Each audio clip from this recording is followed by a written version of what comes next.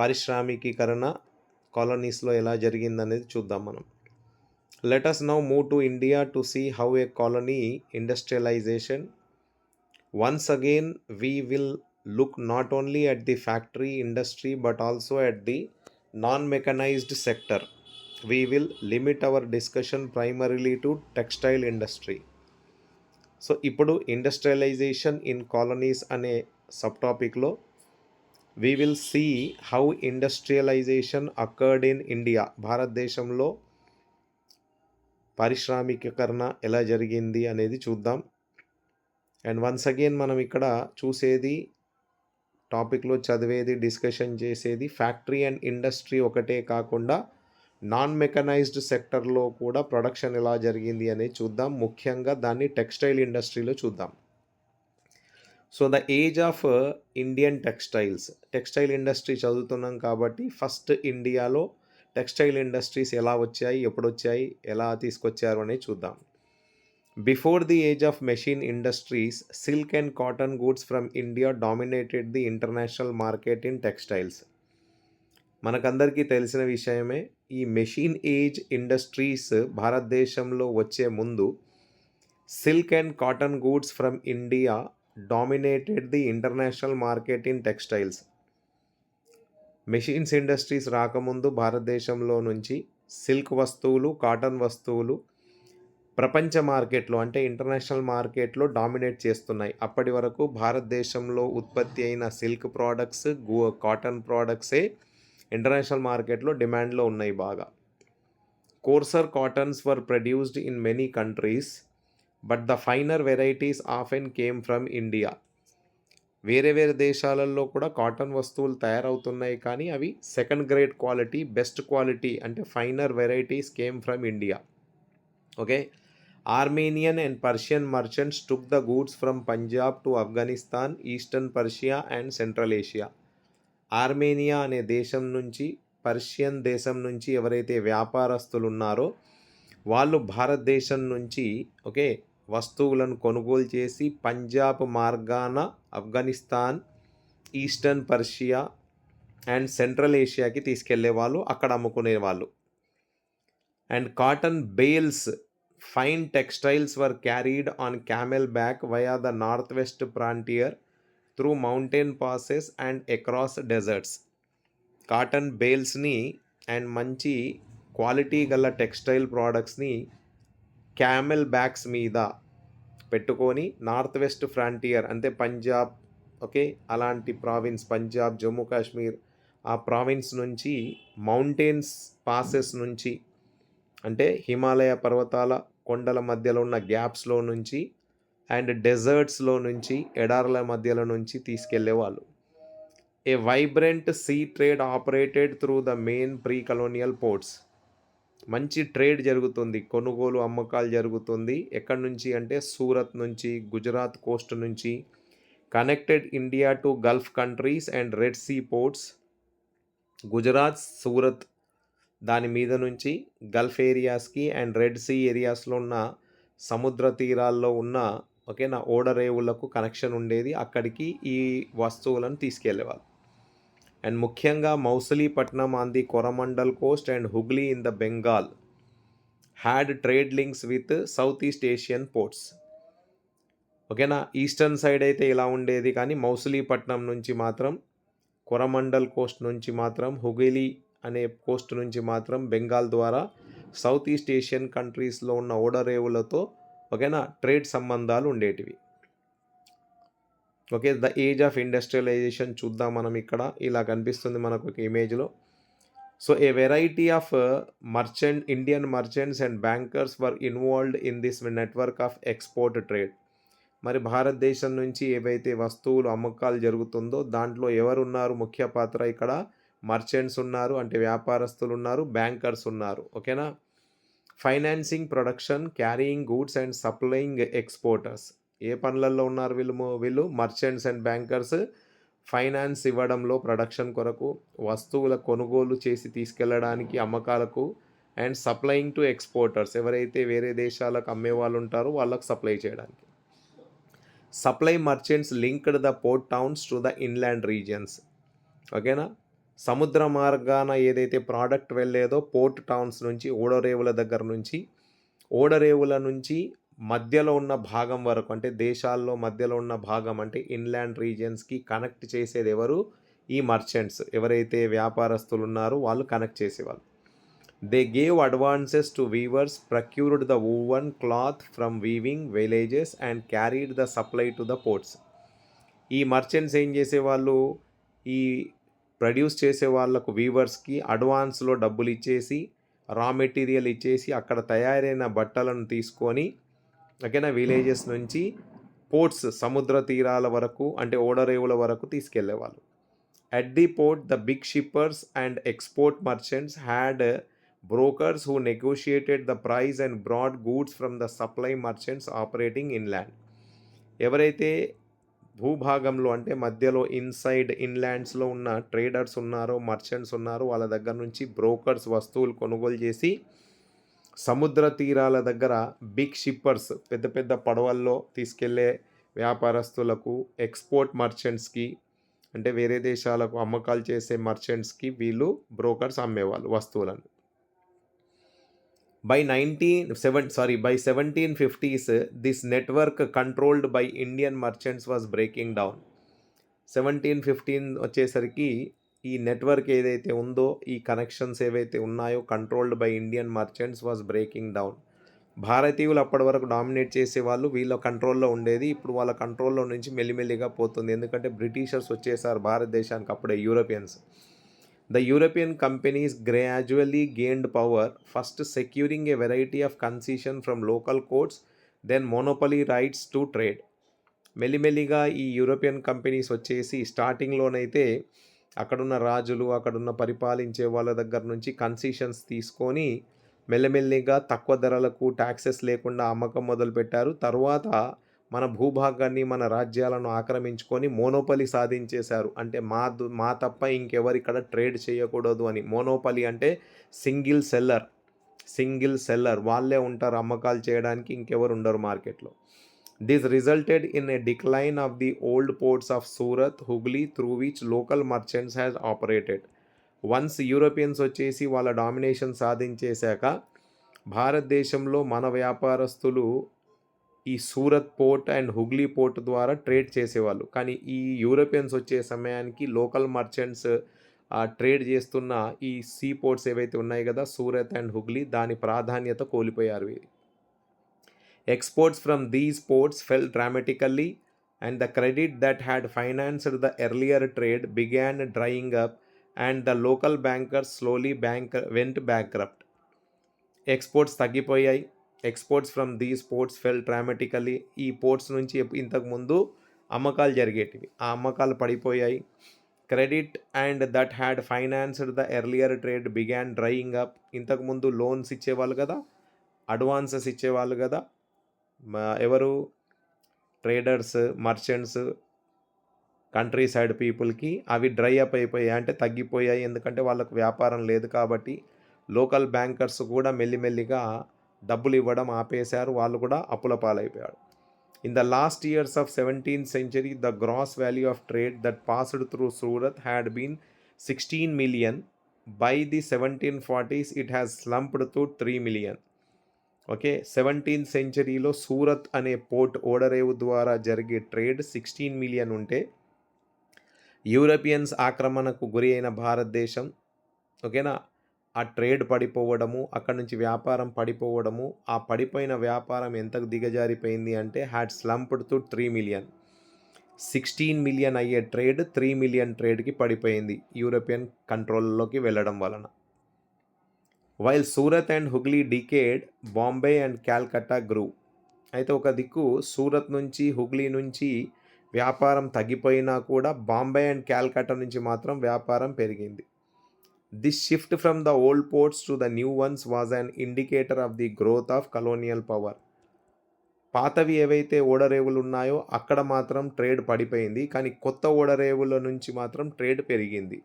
ఇది ఇండికేట్ ఏం చేస్తుంది మనకు, ఏం సిగ్నల్ ఇస్తుంది అంటే కలోనియల్ పవర్ భారతదేశంలో పెరుగుతుంది అని సింబల్ ఇస్తుంది. Trade through new ports came to be controlled by European companies and was carried in European ships. ఇక్కడ నుంచి జరుగుతున్న వ్యాపారం ఎవరి ద్వారా కంట్రోల్ చేయబడి ఉంది? European companies, and only European షిప్స్లోనే ఇది కొనుగోలు చేసి తీసుకెళ్లేవాళ్ళు. While many of the old trading houses collapsed, those that wanted to survive had to now operate within a network shaped by European trading companies. ఇంతకుముందు ఎవరికి వాళ్ళు స్వేచ్ఛగా వ్యాపారం చేసుకునేవాళ్ళు. ఓల్డ్ ట్రేడింగ్ సెంటర్స్ అన్నీ మూతబడుతున్నాయి. ఎందుకు మూతబడుతున్నాయి అంటే యూరోపియన్ కంట్రోల్లో ఉంటేనే ఆ నెట్వర్క్ వాళ్ళు చెప్పిన విధానంతో పనిచేస్తేనే ఆ ఓల్డ్ ట్రేడింగ్ సెంటర్స్ ఉంటాయి ఇప్పుడు. మరి యూరోపియన్ కండిషన్స్ ప్రకారంగా పనిచేస్తే వాళ్ళు చేయొచ్చు, లేదు యూరోపియన్ కండిషన్స్కి అనుకూలంగా పనిచేయనప్పుడు అవి మూతబడ్డాయి. Okay, so the age of ఇండస్ట్రియలైజేషన్లో the English factory at Surat, a 17th century drawing. మనం ఒక డ్రాయింగ్ చూస్తే ది ఫ్యాక్టరీ ఎక్కడ? సూరత్లో. How did this changes affect the life of weavers and other artisans? What happened to weavers? మరి ఇప్పటివరకు మనం చదివిన సంఘటనలు ఏవైతే ఉన్నాయో అవి వీవర్స్ జీవితాన్ని ఎలా మార్చాయి, వాళ్ళ జీవితం మీద ఎలా ప్రభావం చూపెట్టాయి, కళాకారుల జీవితాల మీద ఎలా ప్రభావం చూపెట్టాయి, మరి ఈ వీవర్స్కి ఏమైనా జరిగిందా, వాళ్ళకి ఏమన్నా వాళ్ళ జీవితాల్లో మార్పులు వచ్చాయా, మరి వాళ్ళు నష్టపోయి ఏమయ్యారు? The consolidation of east India company power after 1760s did not initially lead to a decline in textile exports from India. Okay, so as soon as east India company power భారతదేశంలో 1760s వరకు, ఓకేనా, did not initially lead to decline in textile exports from India. East India company తన పవర్ని consolidate చేస్తుంది అంటే అది పట్టు బిగుస్తున్న సమయంలో 1760 వరకు కూడా టెక్స్టైల్ ఎక్స్పోర్ట్స్ అనేటివి భారతదేశంలో పడిపోలేదు, అప్పటికి నడుస్తూనే ఉన్నాయి. British cotton industries had not at expanded and Indian fine textiles for in great demand in Europe. ఎందుకు పడిపోలేదు అంటే అప్పటికి బ్రిటిష్ కాటన్ ఇండస్ట్రీస్ అంత పెద్దగా డెవలప్ కాలేదు, అవి ఎక్స్పాన్షన్ కాలేదు, అండ్ దానికి తోడు భారతదేశంలో తయారయ్యే ఫైన్ టెక్స్టైల్స్కి డిమాండ్ బాగుంది యూరోప్లో. So the company was keen on expanding textile exports from India. Demand ఉంది, బ్రిటిష్ టెక్స్టైల్ ఇండస్ట్రీస్ డెవలప్ కాలేదు అంత మాత్రాన, కాబట్టి బ్రిటిష్ గవర్నమెంట్ ఏం చేసింది అంటే ఇండియన్ ఎక్స్పోర్ట్స్ని ఇంక్రీజ్ చేసేసింది. ఓకేనా, ఎందుకంటే డిమాండ్ కూడా ఉంది కాబట్టి.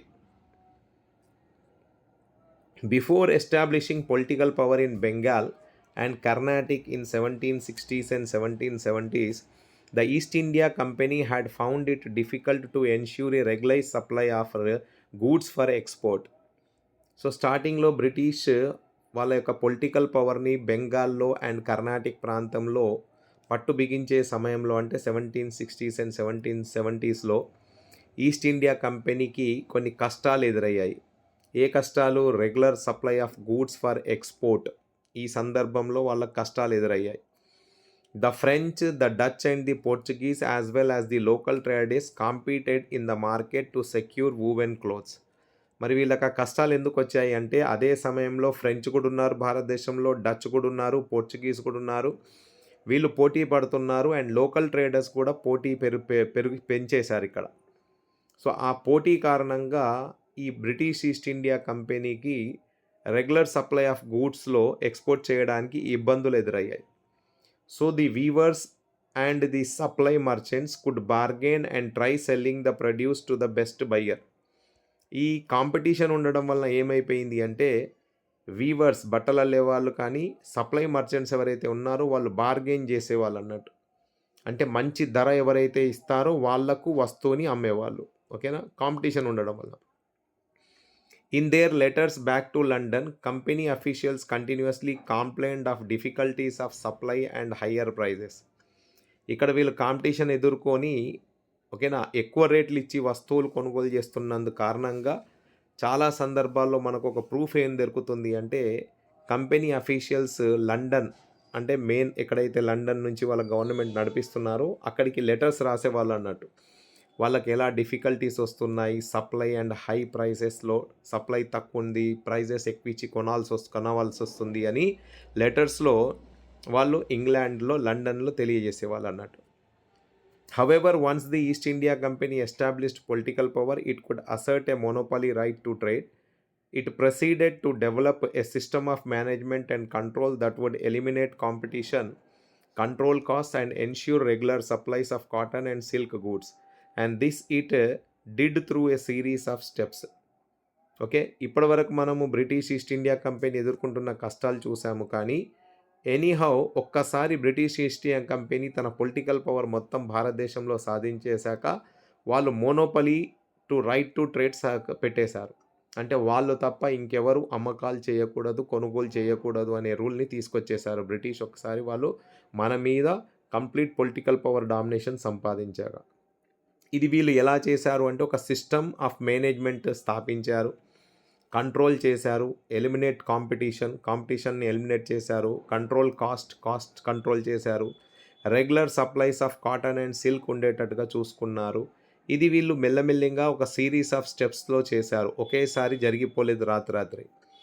సో ఎలా చేశారు అనేది చూద్దాం మనము. స్టెప్స్ ఏమేమి తీసుకున్నారు అంటే, first the company tried to eliminate the existing traders and brokers connected with the cloth trade and establish a more direct control over the Weaver.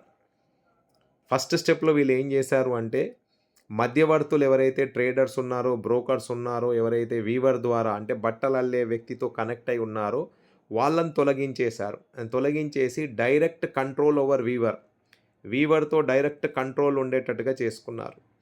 It appointed a paid servant called as గుమాస్తా to supervise weavers, collect supplies and examine the quality of the cloth. ఓకేనా. ఈ అన్నీ చేయడానికి first స్టెప్లో వీళ్ళు ఏం చేశారు అంటే, కంపెనీ ఒక అఫీషియల్ని అపాయింట్ చేసింది. అతనే గుమాస్తా. ఇండియా నుంచి అంటే భారతదేశంలో నుంచి ఒక భారతీయుడిని గుమాస్తాగా అపాయింట్ చేశారు.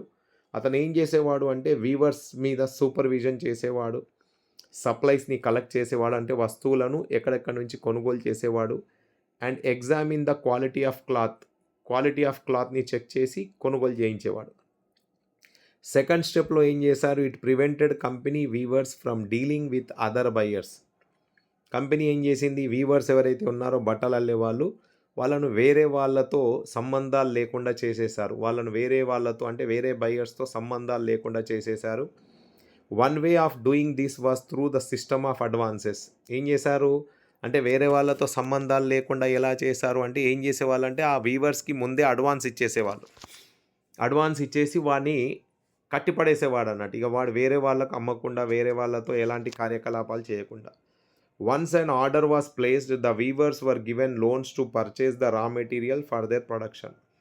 ఒకసారి ఆర్డర్ ఇచ్చారు అనగానే ఏం చేసేవాళ్ళు, వాళ్ళతో ఒక కమిట్మెంట్ చేయించుకునేవాళ్ళు అన్నట్టు. వాళ్ళతో ఒక కాంట్రాక్ట్ కుదుర్చుకునేవాళ్ళు. ఇక మేము డబ్బులు ఇస్తున్నాం కాబట్టి నువ్వు ఇక ఎవరికి కూడా అమ్మకూడదు, రా మెటీరియల్ మా డబ్బులతోనే కొనుగోలు చేసి వస్తువుల ప్రొడక్షన్ చేసి మాకే అమ్మాలే మేము చెప్పిన రేటుకి. And those who took loans had to hand over the cloth they produced to the gumasta and they could not take it to any other trader. ఒకసారి ఒక దగ్గర నుంచి అడ్వాన్స్ తీసుకున్నారు అంటే ఇక ఎవరికి ఇవ్వాల్సిన అవసరం లేదు ఇక. ఓకేనా. ఏం చేసేవాళ్ళు, ఇక చచ్చుకుంటూ ఇక అదే ట్రేడర్కి వాళ్ళు అమ్మాల్సి వచ్చేసేది. ఓకేనా. As loans flowed in and the demand for fine textiles expanded, weavers eagerly took the advances hoping to earn more. ఒక్కసారి లోన్స్ దొరికాయి, వాళ్ళ వస్తువులకు అంటే ఫైన్ క్వాలిటీ కాబట్టి డిమాండ్ పెరిగింది, ట్రేడ్ ఎక్స్పాండ్ అయింది. వీవర్స్ ఏం చేశారు, ఉత్సాహంతో అడ్వాన్సులు తీసుకోవడం మొదలుపెట్టేశారు. ఏ ఆశతో అంటే, నేను ఎక్కువ సంపాదించుకుంటా కదా అన్న ఆశతో లోన్స్ తీసుకోవడం అండ్ కట్టిబడిపోవడం. ఇక వేరే వాళ్ళకు అమ్మకుండా ఇక వానికి అమ్మడం. Many weavers had small plots of land which they had earlier cultivated along with the weaving and the produce from this took care of their family needs. ఇంతకుముందు ఏం చేసేవాళ్ళంటే, వ్యాపారస్తుల దగ్గర నుంచి అడ్వాన్సులు తీసుకునేవాళ్ళు, వాళ్ళకున్న పంట పొలాల్లో పంటలు పండించుకుంటా కొద్దిపాటి వాళ్ళ కుటుంబానికి సహాయపడేటట్టుగా చేసుకునేవాళ్ళు. అంటే ఆ పండిన పంటలు వాళ్ళకు అవసరాలకు తీర్చేటివి. అండ్ రిమైనింగ్ వీవర్ దగ్గర నుంచి అంటే అడ్వాన్స్ తీసుకొని బట్టలకు రా మెటీరియల్ కొనుక్కొని వచ్చని బట్టలు తయారు చేసి అమ్మేవాళ్ళు. బట్ ఇప్పుడు ఏం జరిగింది, now they had to leaves out the land and devote all their time to weaving. ఇప్పుడు ఏం చేశారు, వీళ్ళకు అడ్వాన్స్ తీసుకున్నారు, కమిట్మెంట్ చేశారు కాబట్టి, కాంట్రాక్ట్ సైన్ చేశారు కాబట్టి వాళ్ళకున్న భూములను వేరే వాళ్ళ కౌలుకిచ్చి ఫుల్ టైమ్గా వీళ్ళు ఇదే వీవింగ్ పనిలో పడిపోయారు. Weaving in fact required the labour of the entire family with children and women all engaged in different stages of process. ఇప్పుడు ఈ ప్రాసెస్ ఎలా ఉంది అంటే ఫ్యామిలీ మొత్తం పని చేయాల్సి వచ్చింది. ఇంట్లో ఉన్న వాళ్ళు పెద్దలు, చిన్నలు, ఓకేనా, ఆడవాళ్ళతో సహా అందరు కలిసి పని చేయాల్సి వచ్చింది. Sooner, however, in many weaving villages, there were reports of clashes between weavers and gumastas. మెల్లిమెల్లిగా తగాదాలు కూడా మొదలైపోయాయి.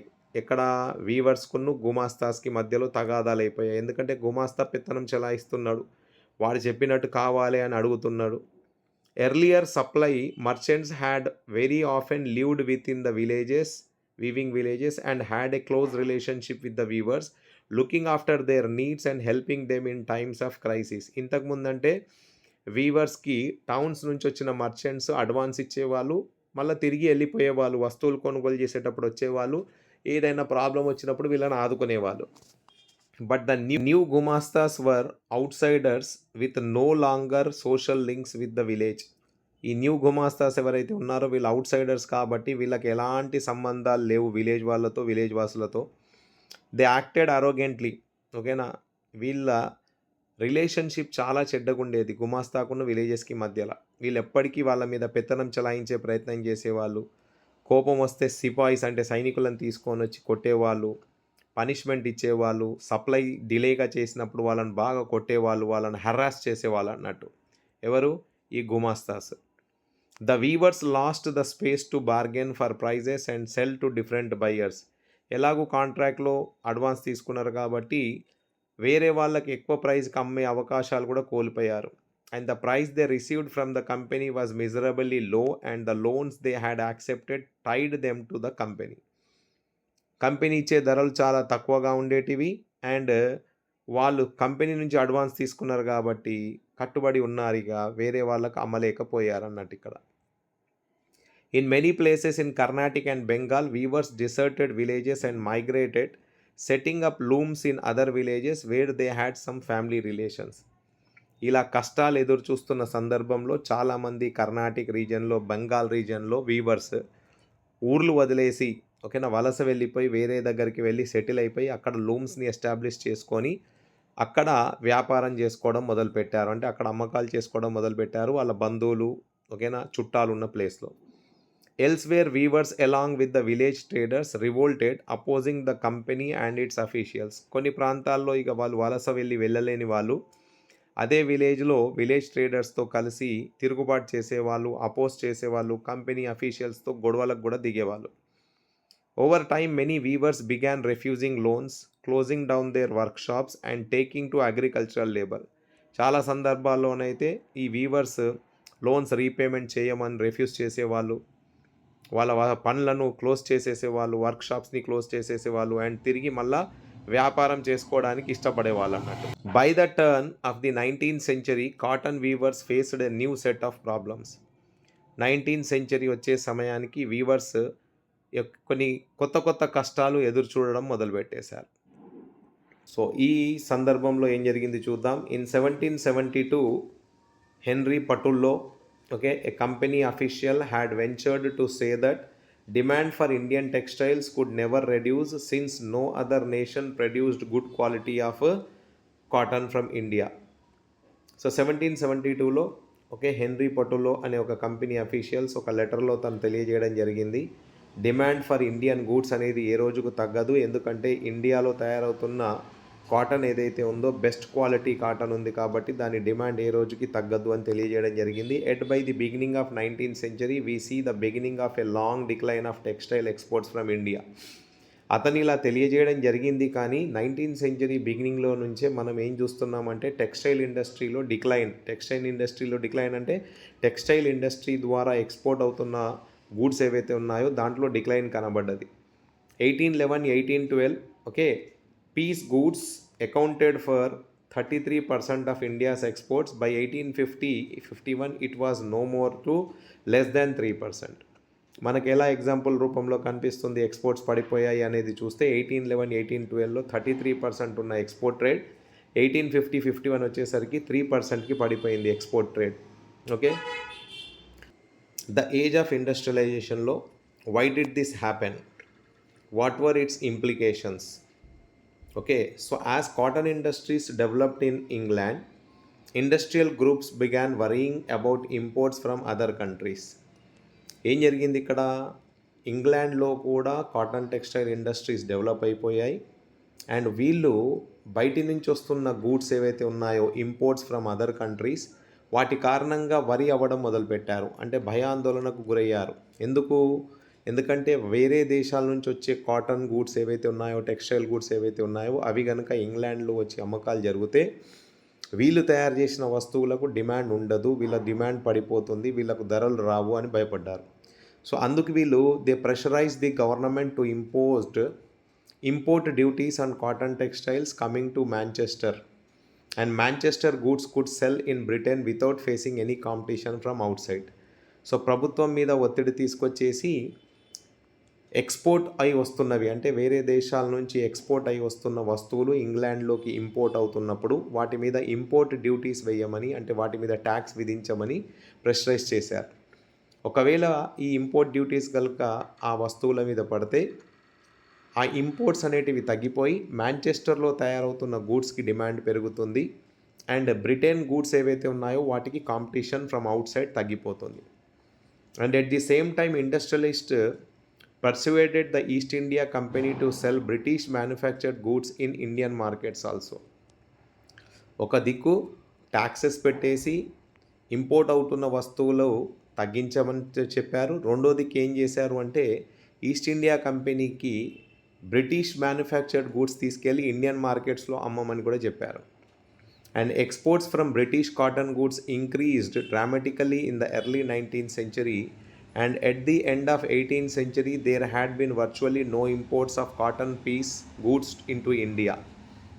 18th century వరకు అయితే భారతదేశంలో ఏ రకమైన కాటన్ ఇంపోర్ట్ అవ్వట్లేదు. కానీ 19th century వచ్చే సమయానికి బ్రిటిష్ ఈస్ట్ ఇండియా కంపెనీ భారతదేశంలోకి, ఈవెన్ దో భారతదేశంలో మంచి కాటన్ తయారవుతున్నా, మంచి టెక్స్టైల్స్ ఉన్నా, ఇంగ్లాండ్లో తయారైన కాటన్ గుడ్స్ తీసుకొచ్చి భారతదేశంలో మార్కెట్లో అమ్మడం మొదలుపెట్టేశారు. By 1850, cotton piece goods constituted over 31% of the value of the Indian imports, and by 1870s this figure was over 50%. Okay, 1850s వరకు 31% కాటన్ గూడ్సే వస్తున్నాయి భారతదేశంలో వస్తున్న ఇంపోర్ట్స్లో. అది 1870s వచ్చేసరికి 51%కి పెంచేశారు దీన్ని.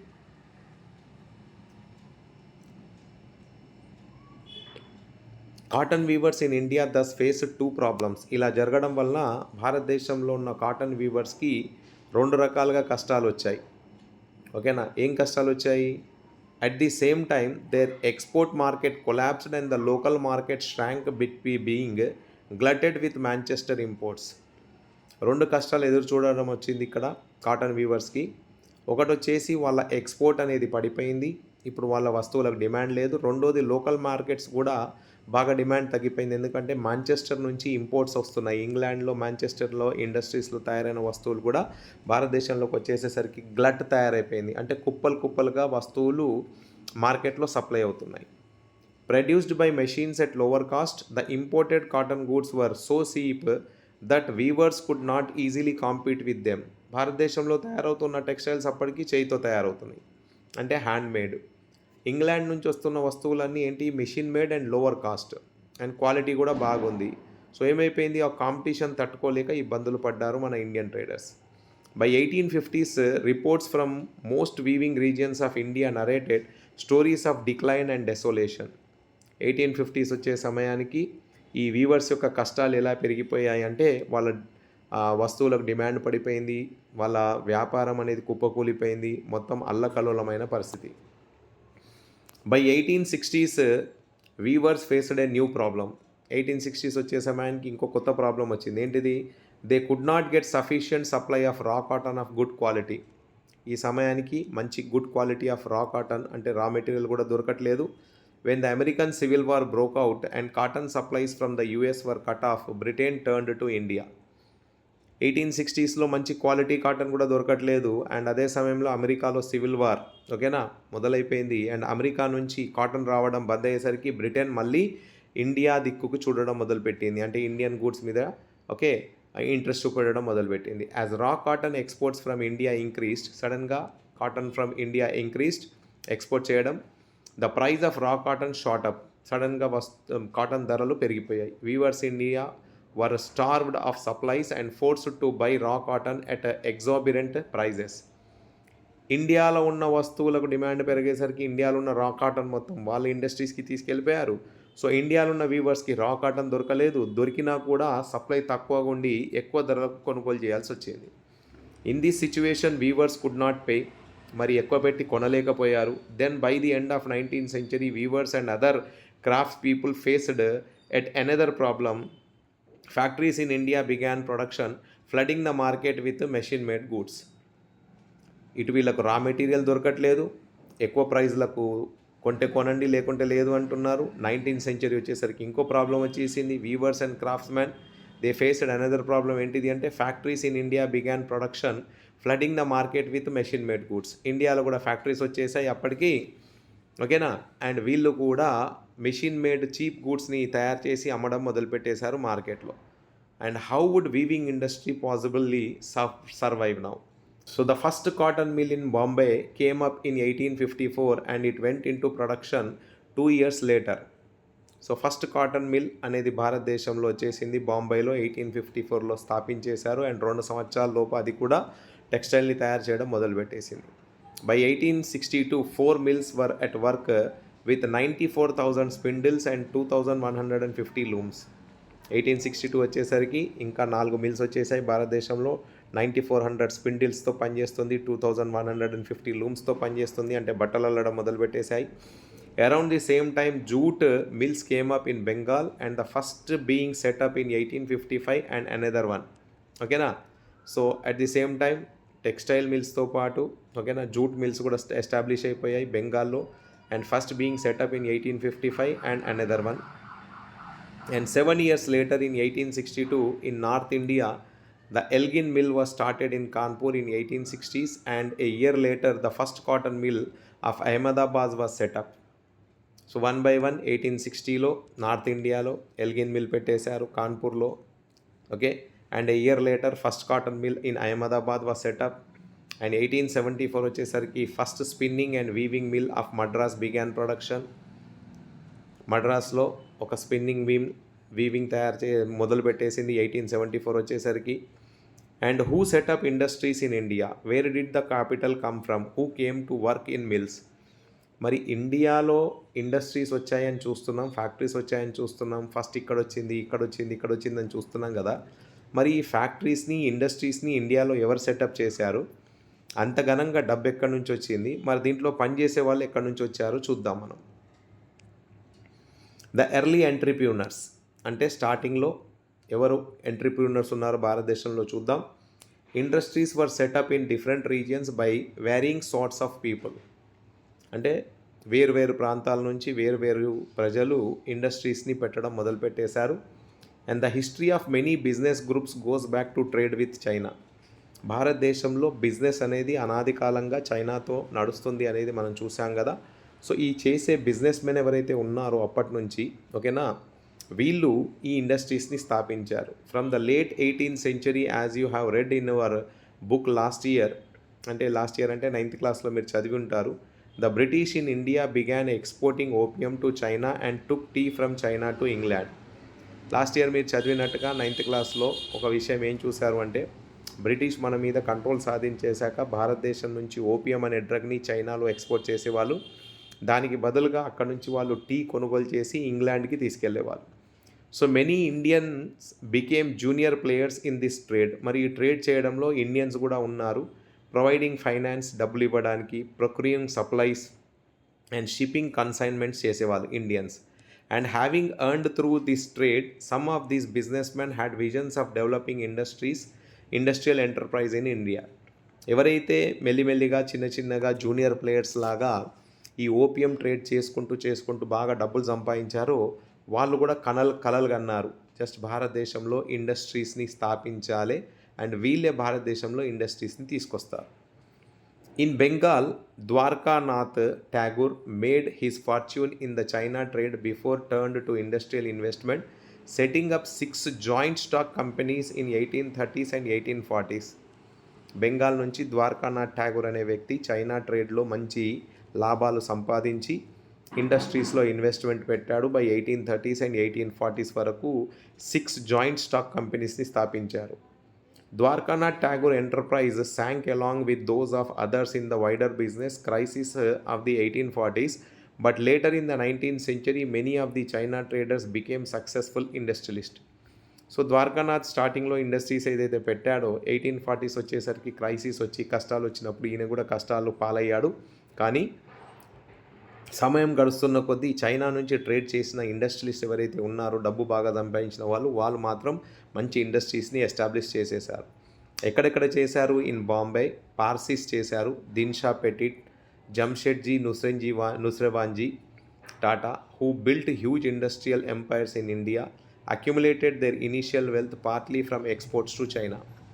సో వీళ్ళు ఎవరైతే ఉన్నారు కదా, బాంబేలో పార్సీస్ ఉన్నారు, దిన్షా పెటిట్ అండ్ జమ్షెడ్జీ నుస్రేవాన్జీ టాటా అనే వ్యక్తి హ్యూజ్ ఇన్వెస్ట్మెంట్స్ పెట్టారు. ఇక్కడ చైనాతో బిజినెస్ చేస్తున్నప్పుడు, ఎక్స్పోర్ట్ చేస్తున్నప్పుడు మంచి లాభాలు సంపాదించిన వీళ్ళు హ్యూజ్ అమౌంట్స్ ఆఫ్ కాటన్ షిప్మెంట్స్ని ఇంగ్లాండ్కి పంపించేవాళ్ళు వీళ్ళు.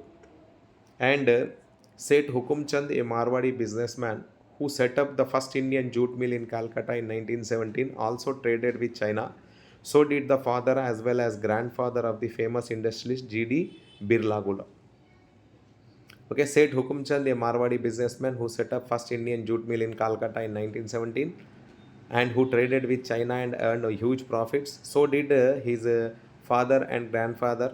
Okay, Tata, Mutata and Koduku. Okay na, వీళ్ళు కూడా అంటే జీడీ బిర్లా గ్రూప్ నుంచి ఉంటారు. వీళ్ళు కూడా మంచి డబ్బులు సంపాదించేసి మంచి ఇండస్ట్రీస్ని భారతదేశంలో ఎస్టాబ్లిష్ చేసేశారు. Capital was accumulated through other trade networks. Some merchants from Madras traded with Burma while others had trade links with middle east and east Africa. Capital మంచిగా సంపాదించారు, డబ్బు బాగా కూడబెట్టుకున్నారు ట్రేడ్ నెట్వర్క్స్తో. కొంతమంది మద్రాస్ నుంచి బర్మాకి ట్రేడ్ చేసేవాళ్ళు, కొంతమంది మిడిల్ ఈస్ట్కి అండ్ ఈస్ట్ ఆఫ్రికాకి ట్రేడ్ చేసేవాళ్ళు.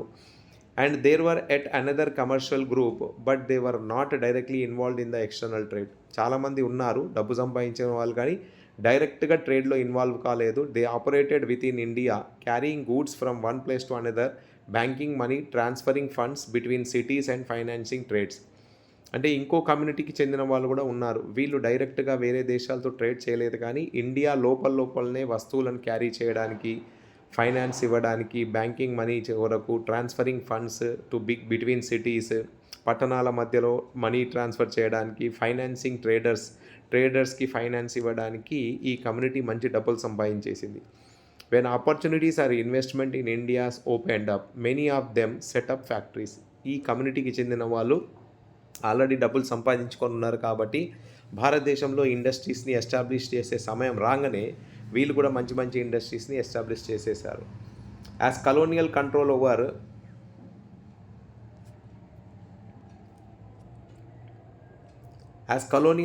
Over Indian trade tightened, the space within which the Indian merchants could function became increasingly limited. So industries అయితే ఎస్టాబ్లిష్ చేసేశారు, కానీ కలోనియల్ పవర్ అనేది భారతదేశంలో పెరిగేసరికి ఇండియన్ మర్చెంట్స్ ట్రేడ్ చేసుకోవడం కొంచెం కష్టంగా మారిపోయింది. They were barred from trading with Europe in manufactured goods and had to export mostly raw materials and food grains. వీళ్ళ మీద కొన్ని నిబంధనలు పెట్టేశారు. ఏంటిది? ఇండియన్ ట్రేడర్స్ మీద కొన్ని కట్టుబాట్లు పెట్టేశారు. అంటే కొన్ని నిబంధనలు, కొన్ని కండిషన్స్ పెట్టారు. ఏంటిది? You can trade with Europe but not in manufactured goods, but you can sell only raw materials and food grains. Raw cotton, opium, wheat and indigo required by the బ్రిటిషర్స్కి ఏవైతే రా మెటీరియల్ అవసరం ఉందో అదే అమ్మకాలు చేయొచ్చు మీరు లాభాలు సంపాదించుకోవడానికి. మ్యానుఫ్యాక్చర్డ్ గూడ్స్ మాత్రం సప్లై చేయలేరు. And they were gradually edged out of the shipping business. మెల్లిమెల్లిగా వీళ్ళను ఫోర్స్ చేసేసి అసలు ఎక్స్పోర్ట్ బిజినెస్లో నుంచి వీళ్ళను తొలగించేశారు.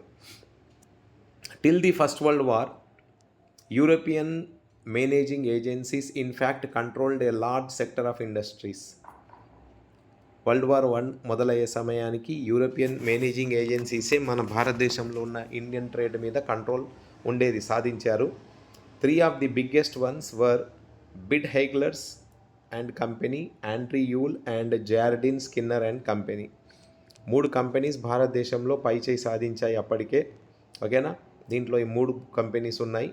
Bird Heiglers and company, Andrew Yule and Jardine Skinner and company. ఈ 3 కంపెనీసే బిజినెస్ చేస్తున్నాయి. These agencies mobilised capital, set up joint stock companies and manage them. ఎలా చేశాయి అంటే ఈ ఇండస్ట్రీస్ ఏజెన్సీస్ని ఎస్టాబ్లిష్ చేశాయి, జాయింట్ స్టాక్ కంపెనీస్ని ఎస్టాబ్లిష్ చేశాయి అండ్ దాన్ని మేనేజ్ చేస్తున్నాయి. In most instances, the Indian financiers provided capital while the European agencies made all investments and business decisions. ఇండియాలో ఉన్న వాళ్ళు పెట్టుబడి ఇస్తున్నారు కానీ నిర్ణయాలు తీసుకోవడము, బిజినెస్ డెసిషన్స్ తీసుకోవడము, దాన్ని డామినేట్ చేయడం మాత్రం యూరోపియన్ ఏజెన్సీస్ కంట్రోల్లోనే ఉండిపోయింది.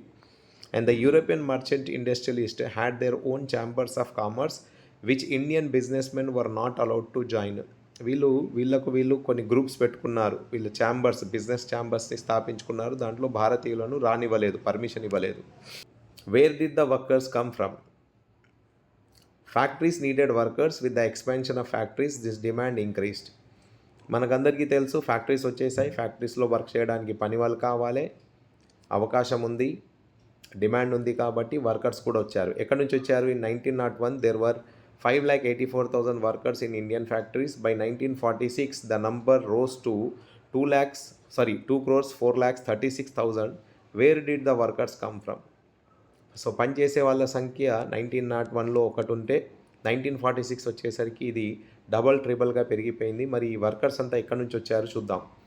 In most industrial regions workers came from the districts around. ఎక్కడెక్కడైతే ఇండస్ట్రీస్ ఉన్నాయో దాని చుట్టుపక్కల ఉన్న పట్టణాల నుంచి వచ్చారు. Peasants, artisans who found no work in villages went to the industrial centers in search of work. ఊర్లలో పంట పొలాలలో పని దొరకట్లేదు, ఉపాధి కోల్పోయారు ఆర్టిజన్స్, కళాకారులు. సో వాళ్ళు ఏం చేశారు? విలేజెస్ నుంచి ఇండస్ట్రియల్ సెంటర్స్కి వలస వచ్చేసి అక్కడ పని చూసుకుంటూ మొదలుపెట్టారు. Over 50% workers in Bombay cotton industries in 1911 came from the neighbouring district of Ratnagiri. ఈ బాంబే కాటన్ మిల్లో పనిచేస్తున్న వర్కర్స్ ఎవరైతే ఉన్నారో దాంట్లో 50% workers they came from the neighbouring district Ratnagiri పక్కకున్న డిస్ట్రిక్ట్ నుంచే వచ్చారు. While the mills of Kanpur got most of their textile hands from the villages with in the districts of Kanpur. ఇక్కడ బాంబేకి మాత్రం రత్నగిరి నుంచి వచ్చారు, కాన్పూర్కి మాత్రం పక్కకున్న విలేజెస్ నుంచి వచ్చేసారు. And most often mill workers moved between village and city, returning to their villages homes during the harvest and festivals. ఎక్కువ శాతం అయితే ఎవరైతే వచ్చారో వర్క్ చేయడానికి వాళ్ళు పక్కకున్న విలేజెస్ నుంచే వచ్చారు. అండ్ చాలా సందర్భాల్లో అక్కడనే ఉండి పని చేసుకుంటూ వాళ్ళ దగ్గర పండుగలకు, పబ్బాలకు, లేదు అంటే హార్వెస్ట్ సీజన్ అంటే వాళ్ళ పంట కోతకు వచ్చినప్పుడు అప్పుడు తిరిగి మళ్ళా వాళ్ళ ఊర్లకు వెళ్ళిపోయారు. And over the time, as the news of employment spread, workers traveled great distances in hope of work in the mills. Mills పెరుగుతున్నాయి, డిమాండ్ కూడా వస్తుంది ఎంప్లాయీస్కి. కాబట్టి ఈ న్యూస్ విలేజెస్లోకి స్ప్రెడ్ కాగానే థౌజండ్స్ ఆఫ్ వర్కర్స్ ఏం చేశారు అంటే వలస వెళ్ళడం మొదలుపెట్టేశారు. ఎక్కడికి? పట్టణాల దిక్కుకి. In search of work. From the United Provinces for instance they went to work in the textile mills of Bombay and in the jute mills of Calcutta. ఊర్లలో నుంచి వలస వెళ్ళారు. ఎక్కడెక్కడికి వెళ్ళారు? బాంబే టెక్స్టైల్ మిల్స్లో పనిచేయడానికి అండ్ కల్కట్టాలో జూట్ మిల్స్లో పనిచేయడానికి. Getting jobs was always difficult even when mills multiplied and the demand for workers increased. Mills కొత్తగా ఎస్టాబ్లిష్ అయినా కూడా, వర్కర్స్ డిమాండ్ ఉన్నా కూడా జాబ్ దొరకడం కష్టంగా మారిపోయింది ఇక్కడ. The number of seeking jobs were always more than the jobs available. ఉద్యోగావకాశాల కంటే ఉద్యోగాలు చేయడానికి వచ్చిన వాళ్ళ సంఖ్యనే ఎక్కువగా ఉంది. And entry in to the mills was also restricted. ఎవరు పడితే వాళ్ళని తీసుకోకపోయేది, పరిచయం ఉన్న వాళ్ళనే ఉద్యోగంలో తీసుకునే వాళ్ళు అన్నట్టు. Industrialist usually employed A Jaber to get new recruits. ఒక వ్యక్తిని వీళ్ళు నియమించారు జాబర్ అని. అతను ఏం చేసేవాడు అంటే అతనికి పరిచయం ఉన్న వాళ్ళనే, అతని ఊరికి చెందిన వాళ్ళనే ఉద్యోగంలో తీసుకునేవాడు. Very often the jobber was an old and trusted worker of the company. He got people from his village, ensured them jobs, helped them to settle in the city and provided with them money in the time of crisis. ఈ Jaber అనేవాడు ఎవరైతే నియమించబడ్డాడో అతను చాలా సందర్భాల్లో ఏం చేసేవాడంటే అతనికి చెందిన పరిచయం ఉన్న వాళ్ళు, అతని ఊరికి చెందిన వాళ్ళనే తీసుకొచ్చి జాబ్లో పెట్టేవాడు. అండ్ వాళ్ళకు డబ్బులు అవసరం ఉన్నప్పుడు డబ్బులు ఇచ్చేవాడు, కష్టకాలంలో ఆదుకునేవాడు. The jobber therefore became a person with some authority and power, and he began demanding money and gifts for his favor and controlling the lives of the workers. ఈ విధంగా జాబర్స్ కూడా ఏం చేశారు అంటే, ఎలాగో ఉద్యోగ అవకాశాలు ఇస్తున్నారు కాబట్టి వీడు ఏం చేసేవాడంటే, ఎవరికైతే ఉద్యోగాలు ఇచ్చాడో వాళ్ళ జీవితం మీద కంట్రోల్ సంపాదించుకున్నాడు. అండ్ చాలా సందర్భాల్లో వీళ్ళ దగ్గర నుంచి ఫేవర్ కోరుకునేవాడు. నేను నీకు ఉద్యోగం ఇప్పించిన కాబట్టి నాకు డబ్బులు కావాలి, నాకు గిఫ్ట్స్ కావాలి అని కూడా చేసి అతని జీవితం మీద డామినేట్ చేయడం మొదలుపెట్టాడు. And the number of factory workers increased over time, and however, as you will see, they were a small portion of total industrial workforce. Okay na? Number of factories increase over a time. However, as you will see, there were a small proportion of the total industrial workforce. అంటే ఎంత industries పెరిగినా కూడా మనము ఇండస్ట్రీస్లో work force మాత్రం చాలా small పోర్షన్లోనే ఉంటుంది అని చూస్తాం మనం ఇక్కడ. అండ్ ఈ ఇండస్ట్రియల్ గ్రోత్లో పెక్యులారిటీస్ చూస్తాం మనం. భిన్నంగా ఇండస్ట్రియల్ గ్రోత్ జరిగింది. ఎలా జరిగింది చూద్దాం. So the peculiarities of industrial గ్రోత్లో European managing agencies which dominated the industrial production in India were interested in certain kinds of products. అంటే అందరూ ఒకే రకమైన ప్రోడక్ట్స్ తయారు చేయలేదు, పెక్యులర్గా డిఫరెంట్ గూడ్స్ని తయారు చేశారు. European managing agencies which dominated the industrial production in India were interested in certain kinds of products. భారతదేశంలో ఉన్న industries మీద యూరోపియన్ మేనేజింగ్ ఏజెన్సీస్ డామినేషన్ ఉంది, పెత్తనం చెలాయిస్తున్నారు. సో వీళ్ళు ఇండస్ట్రియల్ ప్రొడక్షన్లో వాళ్లకు నచ్చిన వస్తువులను తయారు చేయించేవాళ్ళు అన్నట్టు. They established tea and coffee plantations, acquiring land at cheaper rates. తక్కువ ధరలకు భూములు కొనుగోలు చేసి ఆ భూములలో టీ ప్రొడక్షన్, కాఫీ ప్రొడక్షన్ మొదలుపెట్టేశారు. And from the colonial governments and they invested in mining and producing indigo and jute. ఒక రకంగా వీళ్ళు యూరోపియన్ మేనేజింగ్ ఏజెన్సీస్ వాళ్లకు నచ్చిన వస్తువులను తయారు చేయమని చెప్పడం. దాంట్లో మనకు ఎగ్జాంపుల్ ఏం కనిపిస్తుంది అంటే, తక్కువ రేట్లకు బ్రిటిష్ గవర్నమెంట్ దగ్గర నుంచి ల్యాండ్స్ కొనుగోలు చేసి టీ ఉత్పత్తి మొదలుపెట్టారు, కాఫీ ఉత్పత్తి మొదలుపెట్టారు. And they also invested in mining. Okay, mining ఇండస్ట్రీలో కూడా పెట్టుబడులు పెట్టారు. అండ్ ఇండిగో ఉత్పత్తి చేయడము, కాటన్ అండ్ జూట్ ఉత్పత్తి చేయడం కూడా మొదలుపెట్టేశారు. Most of these were products required primarily for export and trade and not for sale in India. అసలు వీళ్ళు తయారు చేయిస్తున్న వస్తువులు భారతదేశంలో అవసరమే లేవు. ఇక్కడ చూడండి, ఇండిగో అవసరం లేదు మనకి ఇక్కడ. ఓకేనా? సో ఇండిగో అనేది ఎక్స్పోర్ట్కి ఉపయోగపడేది ముఖ్యంగా. So they invested money in tea and coffee. ఇవి కూడా భారతదేశంలో అంత పెద్దగా డిమాండ్లో లేవు అప్పటికి. సో వీళ్ళు ఉత్పత్తి చేయించిన వస్తువులు ఎలా ఉన్నాయంటే, వాటికి వేరే దేశాల యొక్క ఇండస్ట్రీస్లో చాలా డిమాండ్ ఉంది కాబట్టి ఆ వస్తువులను భారతదేశంలో ప్రొడ్యూస్ చేయించేవాళ్ళు. When Indian businessmen began setting up industries in the late 19th century, they avoided competing with the Manchester goods in the Indian market.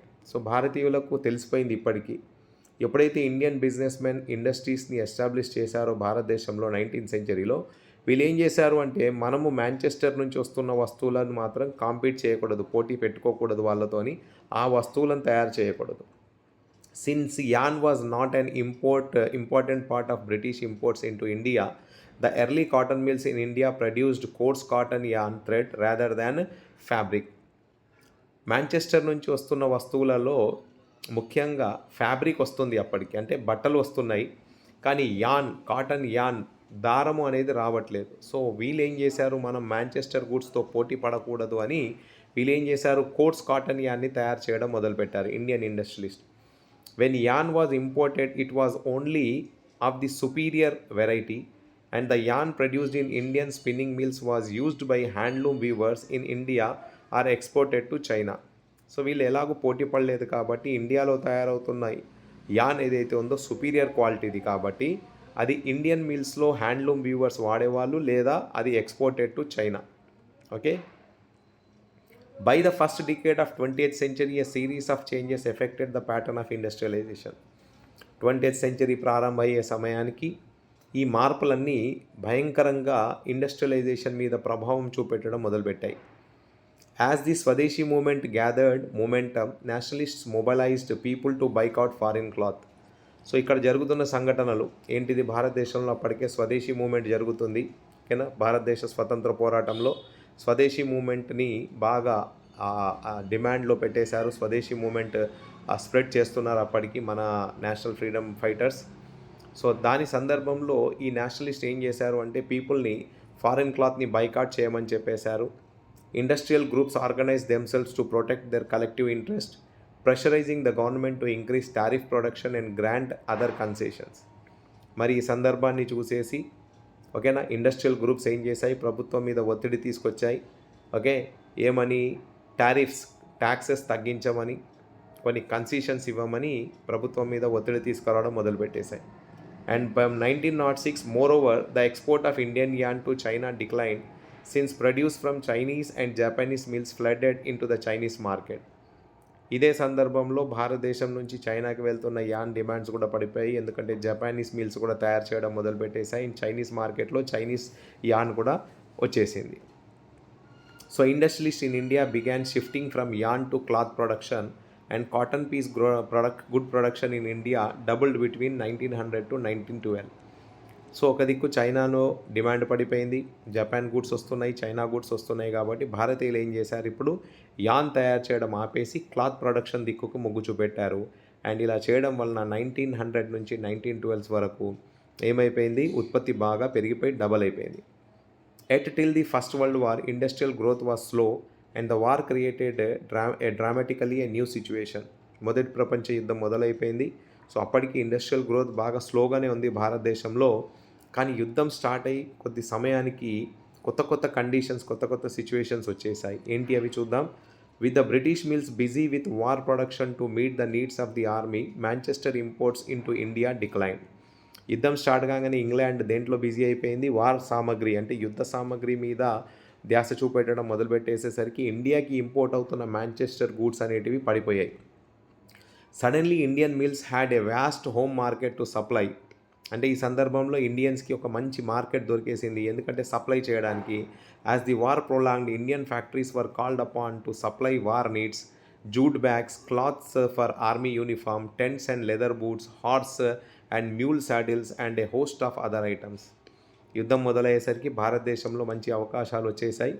So యుద్ధంలో సైనికులు ఎవరైతే యుద్ధం చేస్తున్నారో వాళ్లకు యూనిఫామ్స్ కావాల్సి వచ్చినాయి, టెంట్స్ అండ్ లెదర్ బూట్స్ కావాల్సి వచ్చింది, ఓకేనా, హార్స్ మ్యూల్ సాడిల్స్ తయారు చేయాల్సి వచ్చింది. అండ్ అదర్ ఐటమ్స్కి డిమాండ్స్ బాగా పెరిగిపోయింది.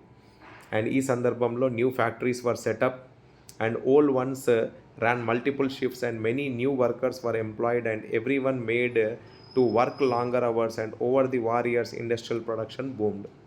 యుద్ధం స్టార్ట్ అయ్యేసరికి కొత్త ఫ్యాక్టరీస్ వచ్చాయి, పాత ఫ్యాక్టరీస్లో డబల్ షిఫ్ట్స్లో పనిచేయడం మొదలుపెట్టేశారు. ఎంప్లాయర్స్కి వర్క్ దొరకడం మొదలైపోయింది. They were made to work long hours, ఎక్కువ సమయం దాకా పని చేయించుకున్నారు. And over the years industrial production boomed. ఇలా యుద్ధం సమయంలో మంచి ఇండస్ట్రీ బూమ్ వచ్చేసింది భారతదేశంలో. And once the war was over, ఒకసారి యుద్ధం అయిపోగానే after the war Manchester could never recapture its old position in the Indian market. Manchester అంటే ఇంగ్లాండ్ నుంచి ఏవైతే ఇంపోర్ట్స్ వస్తున్నాయో ఇది మళ్ళీ తిరిగి తన కంట్రోల్ని సాధించలేకపోయింది. Unable to modernise and compete with the US, Germany and Japan, the economy of Britain crumbled after the war. యుద్ధం అయిపోయింది. యుద్ధం అయిపోయాక వీళ్ళు మళ్ళీ పట్టు బిగించలేకపోయారు. అండ్ దానికి తోడు యుఎస్లో, జర్మనీలో, జపాన్లో టెక్నాలజీ పెరిగిపోయి అక్కడ పెరిగిన టెక్నాలజీకి పోటీగా వీళ్ళు తట్టుకోలేకపోయారు. And British industry crumbled, British industry దెబ్బతిన్నది. Cotton production collapsed, exports of cotton cloth from Britain fell dramatically, and within the colonies local industrialists gradually consolidated their position, substituting foreign manufacturers and captured the home market. So ఒక దిక్కు US and Germany, జపాన్తో పోటీ పడలేక British industry collapse అయిపోయింది. And దానికి తోడు cotton production పడిపోయింది. And దానికి తోడు exports of cotton from Britain అది కూడా తగ్గిపోయింది. అండ్ దానికి తోడు కాలనీస్లో లోకల్ ఇండస్ట్రియలిస్ట్ అంటే అక్కడ ఉన్న ఇండస్ట్రీస్ని కన్సాలిడేట్ చేసేశారు. అండ్ ఫారిన్ మ్యానుఫ్యాక్చర్స్ని అక్కడ నుంచి తొలగించేశారు. అండ్ వాళ్ళే హోమ్ మార్కెట్ మీద కంట్రోల్ సాధించేశారు. సో ఈ విధంగా బ్రిటిష్ ఇండస్ట్రియలిస్ట్కి కష్టాలు వచ్చాయి. అండ్ స్మాల్ స్కేల్ ఇండస్ట్రీస్ ప్రీడామినేట్, ఇది చూద్దాం సబ్ టాపిక్లో. While factory industries grow steadily after the war, large industries formed only a small segment of the economy. యుద్ధం జరుగుతున్న సమయంలో, యుద్ధం అయిపోయిన సమయానికి ఫ్యాక్టరీస్, ఇండస్ట్రీస్ అయితే బాగానే పుంజుకున్నాయి. కానీ ఓకేనా, లార్జ్ స్కేల్ ఇండస్ట్రీస్ మాత్రం చాలా తక్కువగా ఉన్నాయి. స్మాల్ స్కేల్ ఇండస్ట్రీసే బాగా ఎక్కువ ఉన్నాయి. Most of them, about 67% in 1911, were located in Bengal and Bombay. 67% small scale ఇండస్ట్రీసే ఉన్నాయి 1911 వరకు బెంగాల్లో అండ్ బాంబేలో. Over the rest of the country small scale production continue to dominate. మిగతా భాగాలలో, భారతదేశం భాగాలలో మాత్రం స్మాల్ స్కేల్ ఇండస్ట్రీయే డామినేట్ చేస్తుంది. Only a small proportion of total industrial labour force worked in registered factories, 5% in 5% in 1911 and 10% in 1931. చాలా తక్కువ మోతాదులో జనాలు మాత్రమే, లేబర్ మాత్రమే ఈ ఇండస్ట్రీస్లో పనిచేస్తుంది. Example 5% in 1911 and 10% by 1931. The rest worked in small work shops. అంటే చాలామంది 5-10% ఇక్కడ ఇండస్ట్రీస్లో పనిచేస్తే 90% people they were working in work shop and house hold units and often located in alley's, bylanes, invisible to the passer by. అంటే ఇవన్నీ బయట వాళ్ళకు తెలియదు, లోపల జరుగుతున్నాయి. స్మాల్ స్కేల్ ఇండస్ట్రీస్లోనే ఎక్కువ మోతాదులో పనిచేస్తున్న వాళ్ళు ఉన్నారు ఇక్కడ. In fact in some instances handicraft production actually expanded in the 20th century. ఓకేనా, హ్యాండీక్రాఫ్ట్స్, చేయితో తయారు చేసే వస్తువులు ఏవైతే ఉంటాయో వాటికి డిమాండ్ పెరిగిపోయింది 20th century వచ్చేసరికి. This is true even in the case of the handloom sector that we have discussed. Already మనం హ్యాండ్లూమ్ సెక్టర్ గురించి మాట్లాడుకున్నాము. సో దాని డిమాండ్ పెరిగిపోయింది. వాళ్ళ cheap machine made goods thread wiped out the spinning industry in the 19th century and the weavers survived despite problems. ఎలాగూ small scale ఇండస్ట్రీస్లోనే work చేసే వాళ్ళు ఎక్కువ ఉండడం, ఓకేనా, ఈ స్మాల్ స్కేల్ ఇండస్ట్రీస్లోనే ఎక్కువ వర్క్ జరగడం, ఓకేనా, ఇది వీళ్ళకు ఉపయోగపడ్డది. In 20th century handloom and cloth production expanded steadily, almost trebling between 1900 to 1940. ఇలా స్మాల్ స్కేల్ ఇండస్ట్రీస్లో ప్రొడక్షన్ ఎక్స్పాండ్ అయ్యి 1900 నుంచి 1940 వరకు ఆల్మోస్ట్ ఆల్ డబుల్ అయిపోయింది. ఓకేనా. And how did this happen, ఇది ఎలా జరిగింది చూద్దాం మనం. This was partly because of the technological changes. అంటే టెక్నాలజికల్ చేంజెస్ కారణంగా కొద్దిపాటి ప్రభావం అనేది కనిపించింది. Handicraft people adopt new technologies if that help them to improve production without excessive pushing up costs. ఓకేనా. అయితే ఈ చేయితో వస్తువులు తయారు చేసే వాళ్ళు ఎవరైతే ఉంటారో హ్యాండీక్రాఫ్ట్స్, వీళ్ళు టెక్నాలజీని అడాప్ట్ చేస్తారు. కానీ ఎప్పుడు చేస్తారు, వీళ్ళకి కాస్ట్ ఆఫ్ ప్రొడక్షన్ పెరగకూడదు. కాస్ట్ ఆఫ్ ప్రొడక్షన్ పెరగకపోతే వీళ్ళు టెక్నాలజీని ఇంప్లిమెంట్ చేస్తారు. So by the second decade of the 20th century we find weavers using looms with a fly shuttle. So weavers ఎవరైతే ఉన్నారో సెకండ్ డికేడ్ వచ్చేసరికి 20th centuryలో ఏం చేశారు, వీళ్ళు లూమ్స్ దగ్గర ఫ్లై షటిల్ అనే కొత్త విధానాన్ని తీసుకొచ్చారు. దాన్ని వాడుకొని ప్రొడక్షన్ చేయడం మొదలుపెట్టారు. ఈ ఫ్లై షటిల్ వాడడం వలన increased productivity per worker, speeded up production and reduced labour demand. ఈ ఫ్లై షటిల్ వాడడం వలన ఏమైపోయింది అంటే ప్రొడక్టివిటీ పెరిగింది పర్ వర్కర్కి, and speeded up production and reduced labour demand also. Labour demand చాలా తక్కువైపోయింది, స్పీడ్ ప్రొడక్షన్ జరిగింది, అండ్ ఇంక్రీస్డ్ ప్రొడక్టివిటీ కూడా చూడడం జరిగింది. By 1941 over 35% of the handlooms in India were fitted with fly shuttles. 1941 వచ్చేసరికి 35% ఆఫ్ ది హ్యాండ్లూమ్స్లో ఈ fly షటిల్స్ని పెట్టేశారు. In regions of Travancore, Madras, Mysore, Cochin, Bengal, and the proportion was 70 to 80%. 70 to 80% handloom ఇండస్ట్రీస్లో ఇవన్నీ పెట్టేశారు. ఏది, ఫ్లై షటిల్స్ పెట్టేశారు. And there were several other small innovations that helped the weavers to improve their productivity and compete with the mill sector. ఇది ఇక్కడ మీరు చూస్తున్నారు కదా, ఇది ఎలా జరిగింది, హౌ డిడ్ ఇట్ హ్యాపెన్ అనే వచ్చింది కదా. అది ఎలా జరిగింది అంటే ఈ కొత్త ఇన్నోవేషన్స్, కొత్త ఇన్వెన్షన్స్ కారణంగా ఇవన్నీ జరిగాయి, ఈ మార్పులు అనేటివి జరిగాయి.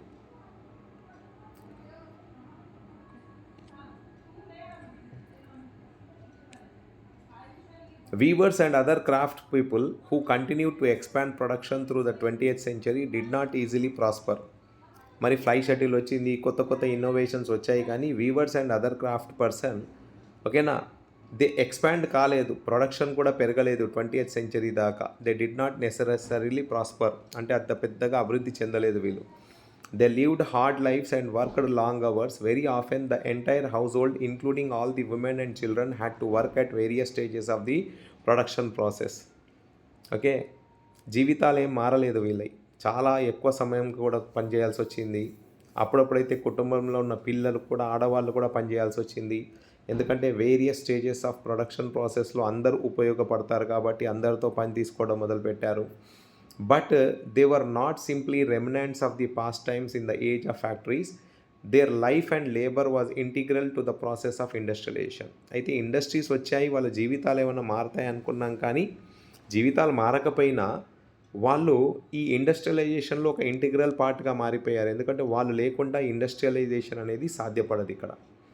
So the age of industrialisation ఇక్కడ చూస్తే మనము ఈ డాట్ ఏదైతే ఉంది కదా, ఈ డాట్ ఎక్కువగా ఉంటే ఇండస్ట్రియలైజేషన్ ఎక్కువ జరిగింది అని అర్థం. అంటే ముఖ్యంగా బాంబేలో అండ్ బెంగాల్లో జరిగింది ఇక్కడ, అండ్ ఇక్కడ పంజాబ్లో కొద్దిగా, అండ్ ఇక్కడ మనం ఉత్తరప్రదేశ్ ప్రాంతంలో కొద్దిగా, అండ్ బీహార్లో కొద్దిగా, అండ్ మద్రాస్లో కొద్దిగా. ముఖ్యంగా ఎక్కువ మాత్రం బాంబేలో అండ్ బెంగాల్లోనే ఎక్కువగా ఇండస్ట్రియలైజేషన్ జరిగింది. The age of industrialisation.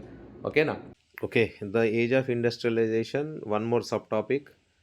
So we have already discussed earlier in this video about how industrialization has occurred, and how the life of the workers was prevailing, and how the goods were prepared, and how industries and machines came into existence.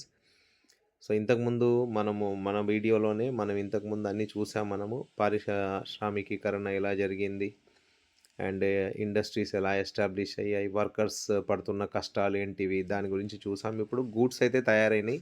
So వస్తువులు తయారైనప్పుడు ఆ వస్తువులను అమ్మడానికి మార్కెట్స్లోకి గూడ్స్ని ఎలా తీసుకొచ్చారు, వస్తువులను మార్కెట్లో ఎలా అమ్మడానికి ప్రయత్నాలు చేశారు చూద్దాం మనం. We have seen how British manufacturers attempted to take over the Indian markets, and how Indian weavers and craftsmen, traders and industrialists resisted the colonial controls, demanded tariff protection, created their own space, and tried to extend the market for their produce. ఇప్పటి వరకు మనము ఇంతకుముందు అంటే ఇదే వీడియోలో స్టార్టింగ్లో మనం చూసింది ఏంటిది అంటే బ్రిటిష్ మ్యానుఫ్యాక్చరర్స్, అంటే బ్రిటిష్ వాళ్ళు మన దగ్గర గూడ్స్ ఎలా తయారు చేస్తున్నారు వాళ్ళ గురించి మనం చూసుకున్నాము. వాళ్ళు ఎలా మన ఇండియన్ మార్కెట్స్ని టేక్ ఓవర్ చేసే ప్రయత్నం చేశారు, అండ్ దానికి వ్యతిరేకంగా మన Indian weavers, craft man, traders and industrialist వాళ్ళని ఎలా వ్యతిరేకించి వాళ్ళ యొక్క కంట్రోల్ని తక్కువ చేసే ప్రయత్నాలు చేశారు, అండ్ టారిఫ్ అంటే ట్యాక్సెస్ని తగ్గించమని ఎలా కోరుకున్నారు, ఎలాంటి ప్రయత్నాలు చేశారు, అండ్ వాళ్ళు మార్కెట్లో నిలదొక్కునేందుకు ఎలాంటి ప్రయత్నాలు చేశారు అనేది చూసాం. But when new products are produced, people have to be persuaded to buy them, and they have to feel like using the product. How was this done? So ఇప్పటివరకు అన్నీ జరుగుతున్న ప్రయత్నాలు చూసాం మనము. సో ఇప్పుడు వస్తువులైతే తయారయ్యాయి, అంటే కొత్త వస్తువులైతే మార్కెట్లోకి వచ్చాయి, కానీ ఆ వస్తువులను ప్రజల్లోకి ఎలా తీసుకెళ్ళాలి, ప్రజలు దాన్ని వాడడానికి ఎలా వాళ్ళను మెప్పించాలి, వాళ్ళని ఎలా వాళ్ళలో అవేర్నెస్ అంటే అవగాహన క్రియేట్ చేయాలనేది చూడాం మనం ఇప్పుడు. సో ఇక్కడ వాళ్ళకు ఎలాంటి భావన కలగాలంటే ఈ వస్తువు మీ కొరకే తయారైంది, అండ్ ఈ వస్తువులో ఓకేనా మీ యొక్క ఫీలింగ్స్ దాగి ఉన్నాయి, మీ యొక్క హావభావాలు దాగి ఉన్నాయి అనేందుకు ప్రయత్నాలు ఎలా చేశారు, and how was this done అనేది చూద్దాం మనం ఇక్కడ. Okay, so one way in which the new consumers are created is through advertisement. అసలు వాస్తవానికి ఈ వస్తువులను మార్కెట్లో అమ్మడానికి ప్రయత్నాలు ఏవైతే చేశారో ఆ ప్రయత్నాలలో మొట్టమొదటి ప్రయత్నం ఏంటిది అంటే అడ్వర్టైజ్మెంట్ చేయడం. And as you know, advertisements make products appear desirable and necessary. Advertisement ఎలా ఉంటుంది మనకందరికీ తెలుసు కదా. ఇప్పుడు ఈ కాలంలోనైతే మనం అడ్వర్టైజ్మెంట్స్ చూస్తున్నాం. అడ్వర్టైజ్మెంట్స్ చాలా అట్రాక్టివ్గా ఉంటాయి. అసలు అడ్వర్టైజ్మెంట్స్ని చూసేసి కూడా చాలా వస్తువులు కొనుగోలు చేసేస్తూ ఉంటాం. సో ఈ అడ్వర్టైజ్మెంట్స్ అనేది అప్పటి నుంచే స్టార్ట్ అయింది. So advertisements make products appear desirable and necessary. ఎలా అనిపిస్తుంది మనం అడ్వర్టైజ్మెంట్స్ చూస్తూ ఉంటేనంటే, అబ్బా ఈ వస్తువు మాకు ఇప్పుడు కావాలి, మేము ఇప్పుడు వాడాలి కావచ్చు, వాడకపోతే ఏం కోల్పోతాము అన్నట్టుగా అడ్వర్టైజ్మెంట్స్ ఉంటాయి. They try to shape the minds of the people and create new needs. వాళ్ళ అవసరాలను క్రియేట్ చేస్తాయి, కొత్త అవసరాలను క్రియేట్ చేస్తాయి, అండ్ వాళ్ళ మైండ్ అంటే వాళ్ళ ఆలోచన విధానాన్ని మార్చేస్తాయి. And today we live in the world where advertisements surround us. ఇప్పుడు మనం అందరం చూస్తున్నాము సోషల్ మీడియాలో, ఓకేనా, మనకు టెలివిజన్లో, లేకపోతే యూట్యూబ్ కానీ, లేకపోతే ఇన్స్టాగ్రామ్స్ కానీ, అంటే ఇప్పుడున్న సోషల్ మీడియా ప్లాట్ఫామ్స్ ఏవైతే ఉన్నాయో దాంట్లో మనం అడ్వర్టైజ్మెంట్స్ అనేటివి చూస్తాం. కానీ ఆ రోజుల్లో అడ్వర్టైజ్మెంట్స్ చేసే విధానాలు వేరేగా ఉండేది. సో అడ్వర్టైజ్మెంట్స్ చాలా ఇంపార్టెంట్ రోల్ ప్లే చేస్తాయన్నట్టు ఒక వస్తువుని మార్కెట్‌లో అమ్మకాలకు తీసుకెళ్ళడానికి. They appear in the news papers. ఆ రోజుల్లో మాత్రం న్యూస్ పేపర్స్‌లో, మ్యాగజైన్స్‌లో, హోర్డింగ్స్‌లో అంటే బోర్డ్స్ పెడతారు గదా! రోడ్స్ మీద అండ్ స్ట్రీట్ వాల్స్ మీద రాస్తారు. టెలివిజన్ స్క్రీన్స్ మీద చూపెట్టేవాళ్ళన్నట్టు అడ్వర్టైజ్‌మెంట్స్‌ని. But if we look back into the history, we find that from the very beginning of the industrial age, advertisements have played a part in expanding the markets for products and in shaping a new customer culture. వాస్తవానికి అనాది కాలంగా గనుక మనం చూసుకుంటా వస్తే, ఒకవేళ చరిత్ర తిరిగేసి చూస్తే బిగినింగ్ నుంచి ఇండస్ట్రియల్ ఏజ్ మొదలైనప్పటి నుంచి advertisements have been playing an important role and important ఆ రోల్ ఎలా ప్లే చేస్తున్నాయంటే ప్రోడక్ట్స్‌ని మార్కెట్‌లోకి తీసుకెళ్లడం అండ్ ఆ ప్రోడక్ట్స్ గురించి అవగాహన క్రియేట్ చేసి జనాల్లో ఒక కల్చర్ లాంటిది, ఒక సంస్కృతి లాంటిది బిల్డప్ చేయడం. ఇది కొనాలే, మీరు మీ కొరకే తయారైంది అనే విధానం తీసుకురావడం. And when Manchester industrialist began selling cloth in India. So, Manchester అంటే ఇంగ్లాండ్‌లో తయారైన క్లాత్ ఏదైతే ఉందో, బట్టలు ఏవైతే ఉన్నాయో ఇండియాలోకి తీసుకొచ్చి అమ్మేటప్పుడు వాళ్ళేం చేశారు అంటే they put labels on the cloth bundles. Labels పెట్టేవాళ్ళన్నట్టు. లేబెలింగ్ జరిగేది. Just like made in India, made in Germany, made in England అనే లేబుల్స్ ఉంటాయి కదా! అలా లేబుల్స్ పెట్టి అమ్మకాలు చేసే ప్రయత్నం చేశారు. The labels were indeed needed to make the place of manufacture and the name of the company familiar to the buyer. ఆ లేబుల్స్ ఎలా పెట్టేవాళ్ళంటే ఇప్పుడు టేక్ ఎగ్జాంపుల్ మనమే ఉన్నాము. మేడ్ ఇన్ ఇండియా అంటే మన వస్తువు కాబట్టి మనం కొంటాం. కానీ made in Germany, made in Japan అంటే దానికో ప్రాధాన్యత ఉంటుంది. బెస్ట్ క్వాలిటీ, మంచి కంట్రీ నుంచి వచ్చింది కాబట్టి క్వాలిటీ బాగుంటది అనేది అంటే ఒక వ్యక్తిని ఫెమిలియర్ చేయడం బయ్యర్ దిక్కుకి. ఓకేనా? అలా చేసేవాళ్ళు. And the label was also to be the mark of quality. నేను ఇంతకుముందు చెప్పాను కదా! Just like made in Japan, made in Germany అంటే మార్క్ ఆఫ్ క్వాలిటీ అన్నట్టు. అంటే క్వాలిటీ బాగుంటది అని నమ్మకం. When buyers saw made in Manchester written in bold on the label, they were expected to feel confident about buying the cloth. అంటే అప్పట్లో made in Manchester అనే logo గనుక ఉంటే వాళ్ళకి ఎలాంటి నమ్మకం కలిగేది అంటే యెస్, మాంచెస్టర్‌లో తయారైంది కాబట్టి మెషిన్ మేడ్ గుడ్. ఈ మెషిన్ మేడ్ గుడ్‌లో చాలా మంచి క్వాలిటీ ఉంటుంది అన్న నమ్మకం కలిగేదన్నట్టు వాళ్ళకు. ఓకేనా? సో, అదే కాకుండా ఇక్కడ చూడండి మనం ఒక అడ్వర్టైజ్‌మెంట్ కూడా చూస్తాం. Gripe water calendar of 1928. ఓకేనా? The image of baby Krishna was most commonly used to popularize baby products. Baby ప్రొడక్ట్స్‌ని చిన్ని కృష్ణుడి రూపంలో అంటే చిన్ని కృష్ణుడి లేబుల్ పెట్టేసి ఆ బేబీ ప్రొడక్ట్స్‌ని అమ్మేవాడు. దాంట్లో ముఖ్యంగా గ్రేప్ వాటర్. చిన్న పిల్లలకు గ్రేప్ వాటర్ తాగిస్తారు గదా! 2 months baby, 3 months baby, 4 months baby, 5 months బేబీకి అలా.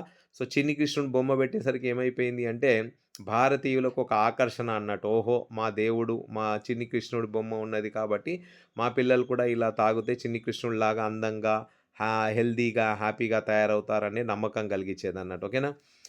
But labels did not only carry words and text, they also carried images and were very often beautifully illustrated. Okay. ఈ image చూడండి. అంటే labels ఉండడమే కాకుండా made in England, made in Manchester అనేదే కాకుండా ఇలాంటి మంచి మంచి బొమ్మలు కూడా అంటే దేవుని బొమ్మలు కూడా జస్ట్ లైక్ ఇప్పుడు శ్రీకృష్ణుని బొమ్మ పెట్టారు కదా ఇక్కడ. సో, అలాంటి బొమ్మలు పెట్టడం కూడా చేశారు వీళ్ళు. And if we look at these old labels, we can have some idea of the mind of the manufacturers, their calculations and the way they appealed to the people. ఒకవేళ మనం గనుక దీన్ని చూస్తే ఇక్కడ ఏం కనిపిస్తుంది మనకంటే ఓకే. సో, మనకేం కనిపిస్తుంది ఇక్కడ మనం చూస్తే చిన్ని కృష్ణుడు బొమ్మ పెట్టారు కదా! వీళ్ళు ఆ చిన్ని కృష్ణుడి బొమ్మ పెట్టేసరికి మనకేమర్థమవుతుంది ఇక్కడ అంటే they also carried images very often beautifully illustrated. And if you look at these old labels, we can have some idea of the mind of the manufacturers. Manufacturers యొక్క మైండ్ చదవడానికి మనకు అవకాశం దొరుకుతుంది. వాళ్ళ క్యాలిక్యులేషన్స్ వాళ్ళు ఎలా క్యాలిక్యులేట్ చేశారు. ఒకవేళ శ్రీకృష్ణుడు బొమ్మ వేస్తే ఇండియన్స్ అందరూ శ్రీకృష్ణుడిని పూజిస్తారు కాబట్టి శ్రీకృష్ణుని ప్రే చేస్తారు కాబట్టి శ్రీకృష్ణుడు అంటే వాళ్ళకిష్టం కాబట్టి చిన్ని కృష్ణుడి బొమ్మ గనుక వేస్తే ఆ ప్రోడక్ట్ కి వాళ్ళ ఆకర్షణ అని పెరుగుతుంది. వాళ్ళ పిల్లలు కూడా శ్రీకృష్ణుడిలాగా తయారవుతారనే ఒక ఆకర్షణ భావన ఫీలింగ్ వస్తుంది అని అలాంటి ఇమేజెస్ పెట్టి అమ్మడం మొదలుపెట్టారు. Images of specially Indian gods and goddesses regularly appeared on these labels. అంటే దేవుళ్ళ బొమ్మలు. ఓకేనా? అలా గాడ్స్ అండ్ గాడెస్ బొమ్మలు పెడితే మన వాళ్ళు దానికి అట్రాక్ట్ అయ్యేవాళ్ళన్నట్టు. It was as if the association with gods gave divine approval to the goods being sold. ఒకవేళ దేవుని ఫోటో గనుక ఉంటే దానికి ఆ డివైనిటీ పవర్ వచ్చేసింది. అంటే అది పవిత్రంగా ఉంది అనే భావన కలుగుతుంది కాబట్టి ఇండియన్స్‌కి దేవుని బొమ్మ అంటే దేవుని ఇమేజెస్ కనిపిస్తే ఒక పవిత్ర భావం వస్తుంది కాబట్టి అలాంటి బొమ్మలను అలాంటి పోస్టర్స్‌ని వేసి ప్రొడక్ట్స్‌ని అమ్మేవాళ్ళు. The imprinted images of Krishna, Saraswati was also intended to make the manufacture from a foreign land appear somewhat familiar to the Indian people. అంటే వాడు వస్తువులు తయారు చేసేవాళ్ళు వాళ్ళు ఫారినర్సే. కానీ వాళ్ళను ఇండియన్ గాడ్స్‌తో ఫెమిలియర్‌గా చూపెట్టే ప్రయత్నం అన్నట్టు. ఇగో చూడండి మేము మీ దేవుని ఇమేజెస్‌ని పెట్టాము అంటే మేము కూడా మీ యొక్క హావభావాలను గౌరవిస్తున్నాము. మీ ఫీలింగ్స్‌ని గౌరవిస్తున్నాము. మీ దేవుడి బొమ్మ విగ్రహాలు అంటే మీ దేవుడి ఇమేజెస్ పెట్టే మేము వస్తువులను అమ్ముతున్నాము. సో మేము పరాయి వాళ్ళం అయినా కూడా మేము మీ దేవుడు అంటే మాకు గౌరవం ఉంది. కాబట్టి మీకు మీ దేవుని మీద ప్రేమ ఉంటే మీరు ఈ వస్తువులు కొనుక్కోవాలి అన్నట్టుగా వాళ్ళని అలా అవేర్‌నెస్ క్రియేట్ చేసే ప్రయత్నం చేశారు. ఫర్ ఎగ్జాంపుల్ ఇక్కడ చూడండి. ఓకేనా. గాడ్స్ అండ్ గాడెసెస్ అదే కాకుండా కింగ్స్ యొక్క ఇమేజెస్ కూడా ఫర్ ఎగ్జాంపుల్ ఇక్కడ మనం గమనించి చూస్తే దిస్ ఈజ్ మహారాజా రంజిత్ సింగ్. ఓకేనా. The emperor of Punjab. ఓకేనా. దాని గురించి అలాంటి బ బ ఇమేజెస్ పెట్టి ఆ వస్తువుని గనుక మార్కెట్‌లో అమ్మితే ఓకే. ఈ వస్తువు మీద మీ రాజు, మీ ఎంపరర్ యొక్క ఇమేజ్ ఉంది కాబట్టి దానికి ఏమంటాము ప్రతిష్ట కలిగి ఉంది ఆ వస్తువు. ఎందుకంటే మీ రాజు అంటే మీ ఎంపరర్ మిమ్మల్ని పరిపాలించే రాజు యొక్క ఇమేజ్ దాంతో ముడిపడి ఉంది కాబట్టి మీరు రాజుని ఎంత గౌరవిస్తారో ఈ ప్రోడక్ట్‌ని కూడా అంతే ఘనంగా గౌరవించాలి అన్న నమ్మకం క్రియేట్ చేసే ప్రయత్నం అన్నట్టు. So by the late 19th century manufacturers were printing calendars to popularise their products. 19th century వచ్చేసరికి కొన్ని సందర్భాల్లో మ్యానుఫ్యాక్చరర్స్ క్యాలెండర్స్‌ని కూడా తయారు చేయడం మొదలుపెట్టేశారు. Unlike newspapers, magazines, calendars were used even by the people who could not read. ఇప్పుడు example newspaper అయితే చదువు వచ్చిన వాడే చూస్తాడు. ఓకేనా. క్యాలెండర్స్ అయితే ప్రతి ఒక్కరి ఇంట్లో ఉంటుంది. ఆ క్యాలెండర్ మీద కూడా దేవుని విగ్రహాలు, దేవుని బొమ్మలు ఉన్నాయనుకోండి సారీ. దేవుని బొమ్మలు ఉంటే మనం ఖచ్చితంగా ఇంట్లో పెట్టుకుంటాం. ఆ దేవుడిని మనం పూజిస్తాము. ఆ దేవుడిని మనం గౌరవిస్తాం కాబట్టి ఆ దేవుడి ఇమేజెస్ ఉన్న క్యాలెండర్‌ని మనం ఇంట్లో పెట్టుకుంటాం. అండ్ ఆ క్యాలెండర్ కింద ఆ ప్రోడక్ట్ గురించి అడ్వర్టైజ్‌మెంట్ ఉంటుంది కాబట్టి డైలీ మనం లేసి ఆ దేవుని దిక్కు చూసినప్పుడు ఆ అడ్వర్టైజ్‌మెంట్‌ని కూడా రెగ్యులర్‌గా చూడడం అనేది జరుగుతా ఉంటుంది. And they were hung in the tea shops and in the poor people's homes just as much as in the offices and middle class apartments. Calendars అనేసరికి ఏమైపోతది అంటే చదువు వచ్చిన వాళ్ళ ఇంట్లో ఉంటది. చదువు రాని వాళ్ళ ఇంట్లో ఉంటుంది. పేదవాళ్ళ ఇంట్లల్లో ఉంటుంది. ధనికుల ఇంట్లో ఉంటుంది. మిడిల్ క్లాస్ ఇళ్ళల్లో కూడా ఉంటుంది. And those who hung the calendars had to see the advertisement day after day through the year. So calendar ఎలాగుంది కాబట్టి వాళ్ళ ఇంట్లో తిరిగినంత కాలం వాళ్ళ ఇంట్లో అటు ఆ క్యాలెండర్ దిక్కు చూసినంత కాలం ఆ అడ్వర్టైజ్‌మెంట్ చూస్తా ఉంటారు. And in these calendars once again we see the figures of gods being used to sell the new products. దేవుని యొక్క ఇమేజెస్‌ని ఆ క్యాలెండర్స్‌లో పెట్టేవాళ్ళు. సో దేవుణ్ణి మీరు గౌరవిస్తారు కాబట్టి ఈ ప్రోడక్ట్‌ని కూడా గౌరవించాలి అన్నట్టుగా ఆ ప్రోడక్ట్ క్యాలెండర్స్‌ని వాళ్ళకి ఇచ్చేవాళ్ళు. ఓకేనా. సో ఇక్కడ చూడండి for example the age of ఇండస్ట్రియలైజేషన్‌లో సోప్ అడ్వర్టైజ్‌మెంట్.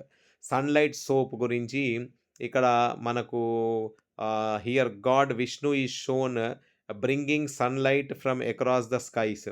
అంటే ఇప్పుడు ఇక్కడ విష్ణుమూర్తి ఇమేజ్‌ని పెట్టారిక్కడ. విష్ణుమూర్తి ఇమేజ్‌ని చూపెట్టడానికి కారణం ఏంటిది అంటే, ఇప్పుడు ఈ సన్‌లైట్ సోప్ ఏదైతే మీరు వాడితే అలాంటి తెలుపు అంటే ఆ సూర్యకాంతి లాంటి తెలుపు మీ బట్టల్లో కూడా వస్తుంది. ఓకేనా. మీకు పవిత్రమైన దేవుడెవరైతే ఉన్నారో దేవులు ఓకేనా. విష్ణు పరమాత్మ ఓకేనా. ఆ గాడ్ విష్ణు గురించి ఆ ఇమేజ్ పెట్టడం వలన మీరు దాన్ని కొనుగోలు చేయాలి. ఓకేనా. జస్ట్ లైక్ షోయింగ్ అంటే ఆ విష్ణుమూర్తి ఆ సూర్యకిరణాలను ఓకేనా తీసుకొస్తున్నారు అన్నట్టుగా చూపెట్టడం జరిగింది. సో, కాబట్టి మీరు ఈ సోప్‌ని వాడితే మీ బట్టలు కూడా అలా తెల్లగవుతాయి అన్నట్టుగా చూపెట్టే ప్రయత్నం జరిగిందిక్కడ. So, like the images of gods, figures of important personages of emperors and nawabs adorned advertisement and calendars. నేను ఇంతకుముందు చెప్పాను గదా. ఇగో ఇక్కడ అప్పట్లో పరిపాలించే రాజులు కానీ, నవాబ్స్ కానీ, కింగ్స్ కానీ, ఎంపరర్స్ కానీ వాళ్ళ ఇమేజెస్ ఉండేటివన్నట్టు. జస్ట్ లైక్ ఇప్పుడు ఇక్కడ నేను చూపెట్టాను గదా. మహారాజా రంజిత్ సింగ్ గురించి ఇమేజ్ ఇక్కడ. సో, ఇలా అప్పట్లో ఏం జేసేవాళ్ళు అంటే like the images of gods, figures of important personages of emperors and nawabs adorned the advertisements and calendars. ఓకేనా. సో, క్యాలెండర్స్‌లో వీళ్ళ ఇమేజెస్‌ని పెట్టడం జరిగింది. And the message very often seem to say message ఏం చెప్తుంది అంటే, if you respect the royal figure then respect this product. మీకు ఒకవేళ మీ రాజు అంటే గౌరవం, మీ దేవుడు అంటే మీకు ప్రేమ, మీ దేవుని మీద మీకు నమ్మకం ఏదైతే ఉందో, అలాంటి నమ్మకం, అలాంటి గౌరవం, అలాంటి రెస్పెక్టే మీరు ఈ ప్రోడక్ట్‌కి కూడా ఇవ్వాలి అన్నట్టుగా చూపెట్టడం జరిగింది. When the product was being used by the kings or produced on the royal command its quality could not be questioned. అంటే మీ రాజు ఇమేజ్‌ని దాని మీద పెట్టాము అంటే, మీ దేవుడి యొక్క ఇమేజ్‌ని దాని మీద పెట్టాము అంటే, దాని క్వాలిటీని ఇక ప్రశ్నించలేరన్నట్టు. ఇక ప్రశ్నించే ప్రసక్తి లేదు. ఎందుకంటే మీ రాజు విగ్రహం దాంట్లో ఉంది. మీ రాజు ఇమేజ్ దాంట్లో ఉంది అంటే, మీ రాజు యొక్క గొప్పతనం ఓకేనా తెలియజేస్తుంది ఆ ప్రోడక్ట్. మీ రాజే దాన్ని వాడుతున్నాడు కాబట్టి, మీరు దాని గురించి ప్రశ్నించకుండా డైరెక్ట్‌గా, సైలెంట్‌గా దాన్ని వాడేయాలన్నట్టు. So, when Indian manufacturers advertise the national message was clear and loud. So, Indian people అప్పుడు భారతీయులు ఏం చేసేవాళ్ళు అంటే, వాళ్ళ ప్రోడక్ట్‌ని క్లియర్‌గా జస్ట్ నేషనలిస్ట్ మెసేజ్‌ని పంపించేవాళ్ళు. అంటే జాతీయవాదం అనే భావనను ప్రొడక్ట్స్ ద్వారా తెలియజేసేవాళ్ళు. ఇప్పుడు జస్ట్ లైక్ ఎగ్జాంపుల్ ఇప్పుడు మనం అంటాం కదా! స్వదేశీ ప్రోడక్ట్. జస్ట్ లైక్ ఇప్పుడు మన దగ్గర పతంజలి ప్రోడక్ట్ ఏదైతే ఉందో స్వదేశీ అన్నట్టు. అంటే భారతదేశంలోనే ఉత్పత్తి అయిన వస్తువులను కొనుగోలు చేయాలి. బయటి దేశ వస్తువులను కొనుగోలు చేయొద్దనే స్వదేశీ మూవ్‌మెంట్ ఏదైతే ఉందో స్వతంత్ర పోరాటం సమయంలో సో, మన ఇండియన్ మ్యానుఫ్యాక్చరర్స్ అంటే భారతదేశంలో ఉన్న పారిశ్రామికులు ఓకేనా? వాళ్ళేం చేసేవాళ్ళు అంటే, ఈ నేషనలిస్ట్ మెసేజ్‌ని ప్రజల్లోకి తీసుకెళ్ళే ప్రయత్నం చేశారు ప్రొడక్ట్స్ యొక్క అడ్వర్టైజ్‌మెంట్ ద్వారా. If you care for the nation మీకు ఒకవేళ జాతి మీద గౌరవం ఉండి ఓకేనా? మీరు మీ దేశాన్ని గౌరవిస్తున్నారంటే, దెన్ బై దిస్ ప్రొడక్ట్స్. ఈ ప్రొడక్ట్స్‌నే కొనాలి. ఏ ప్రొడక్ట్స్ కొనాలి? ఇండియన్ గూడ్స్‌నే కొనాలి మీరు. ఫారిన్ గూడ్స్‌ని కొనకూడకూడదు. ఓకేనా? Advertisements became a vehicle of Nationalist message of స్వదేశీ. సో, అప్పట్లో స్వతంత్ర పోరాటం నడుస్తున్నప్పుడు ఈ అడ్వర్టైజ్మెంట్స్ ఎలా మారిపోయాయంటే స్వదేశీ మూవ్‌మెంట్‌ని ముందుకు తీసుకెళ్లడానికి ఉపయోగించుకున్నారు. జస్ట్ లైక్ ఇప్పుడు ఇక్కడ చూడండి ఓకేనా? And Indian mill cloth labelled the goddess is shown offering cloth produced in an Ahmedabad mill and asking people to use things made in India. For example ఇక్కడ ఒక దేవత చూపెట్టడం జరుగుతుంది. జస్ట్ లైక్ ఇప్పుడు భరతమాత అనుకుంటాం. భరతమాత తన 2 చేతులతో ఓకేనా? ఒక మేల్ అండ్ ఒక ఫీమేల్‌కి బట్టలిస్తుంది. ఓకేనా? సో, ఇక్కడ మీ యొక్క భరతమాత మీరెవరైతే భరతమాతను పూజిస్తారో, భరతమాతను గౌరవిస్తారో, మీ భరతమాతనే మీకు ఈ బట్టలు కొనమని చెప్తుంది. ఇండైరెక్ట్‌గా అంటే అహ్మదాబాద్ మిల్‌లో తయారైన బట్టలు ఓకేనా? అవే కొనాలే. ఎందుకంటే మీరు గౌరవిస్తున్న, మీరు పూజిస్తున్న మీ భరతమాత ఇవే బట్టలు కొనాలని తెలియజేస్తుంది అని అడ్వర్టైజ్‌మెంట్ ద్వారా వాళ్ళకి తెలియజేయడం. ఓకేనా? అహ్మదాబాద్ మిల్‌లో తయారైన వస్తువులే కొనాలి మీరు. బయటి దేశ వస్తువులు కొనకూడదు. స్వదేశీ వస్తువులే కొనాలన్నట్టుగా తెలియజేసే ప్రయత్నం చేశారిక్కడ. సో, ఫైనల్‌గా మనం లెసన్‌ని కన్క్లూజన్ చేసుకోవాలనుకుంటే లెసన్‌లో మనకు ఏమర్థమైంది? అసలు లెసన్ దేని గురించి ఉంది? ఏం తెలియజేసే ప్రయత్నం అనేది గనుక మనం చూస్తే ఇక్కడ కన్క్లూజన్‌లో clearly the age of industries has meant major technological changes, growth of factories and the making of new industrial labour force. So, మనకిక్కడ 3, 4 విషయాలు అర్థమవుతున్నాయి. క్లియర్‌గా ఇండస్ట్రీస్ వచ్చాయి. ఇండస్ట్రీస్ వచ్చాక మేజర్ టెక్నాలజికల్ చేంజెస్ జరిగాయి. గ్రోత్ ఆఫ్ ఫ్యాక్టరీస్ పెరిగాయి. ఓకేనా? ఫ్యాక్టరీస్ పెరగడం వలన ఉద్యోగ అవకాశాలు వచ్చాయి. Making new industrial labour force ఉద్యోగ అవకాశాలు క్రియేట్ అవ్వడం వలన కొత్త లేబర్ ఫోర్స్ అనేది తయారైంది. పని చేసే వాళ్ళ సంఖ్య అనేది ఇంక్రీజ్ అయింది ఇక్కడ. However as we have seen hand technology and small scale production remained an important part of the industrial landscape. ఒకవేళ టెక్నాలజీ వచ్చినా, ఎంత మార్పులొచ్చినా కూడా ఫైనల్‌గా ఏమంటున్నారంటే ఇక్కడ హ్యాండ్ టెక్నాలజీ చేయితో తయారు చేసే విధానం దాని ప్రాధాన్యత కోల్పోలేదు. స్మాల్ స్కేల్ ప్రొడక్షన్ అంటే కుటీర పరిశ్రమలు వాటి ప్రాధాన్యత కోల్పోలేదు. అవి ఎప్పటికీ ఇంపార్టెంట్‌గానే ఉన్నాయి. ఇండస్ట్రియల్ ల్యాండ్‌స్కేప్‌లో అంటే ఇండస్ట్రీస్ ఎక్కడెక్కడైతే స్థాపించబడ్డాయో అక్కడ కూడా హ్యాండ్‌మేడ్ అంటే హ్యాండ్ టెక్నాలజీని వాడడం అండ్ స్మాల్ స్కేల్ కుటీర పరిశ్రమలు దాని యొక్క ప్రాధాన్యత కూడా ఉండడం. ఓకేనా? అది మాత్రం ఏ రోజుకి కోల్పోలేదు అని లెసన్ కన్క్లూజన్‌లో తెలియజేయడం జరుగుతుంది. ఓకేనా? So, hope so you understood the lesson. Okay. 1కి 2 సార్లు చూడండి లెసన్‌కి. సో, క్లియర్‌గా అర్థమవుతుంది.